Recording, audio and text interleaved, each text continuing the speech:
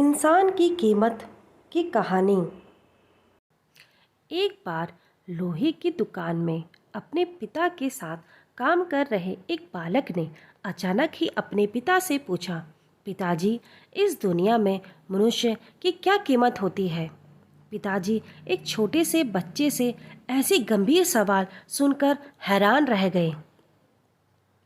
फिर वे बोले, बेटे, एक मनुष्य की कीमत आंकना बहुत मुश्किल है। वो तो अनमोल है। बालक, क्या सभी उतने ही कीमती और महत्वपूर्ण हैं? पिताजी, हाँ बेटे। बालक के कुछ पल्ले पड़ा नहीं। उसने फिर सवाल किया, तो फिर इस दुनिया में कोई गरीब तो कोई अमीर क्यों है?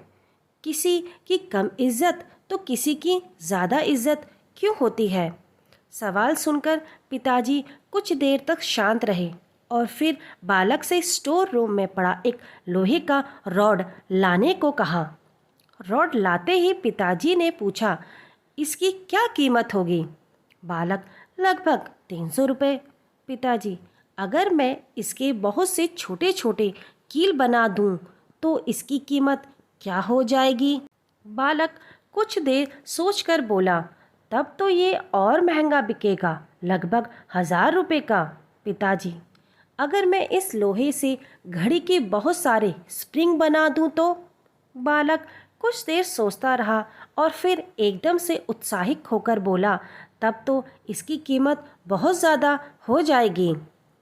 पिताजी उसे समझाते हुए बोले, ठीक इसी तरह मनुष्य की कीमत इसमें नहीं है कि अभी वो क्या है, बल्कि इसमें है कि वो अपने आप को क्या बना सकता है। बालक अपने पिता की बात समझ चुका था।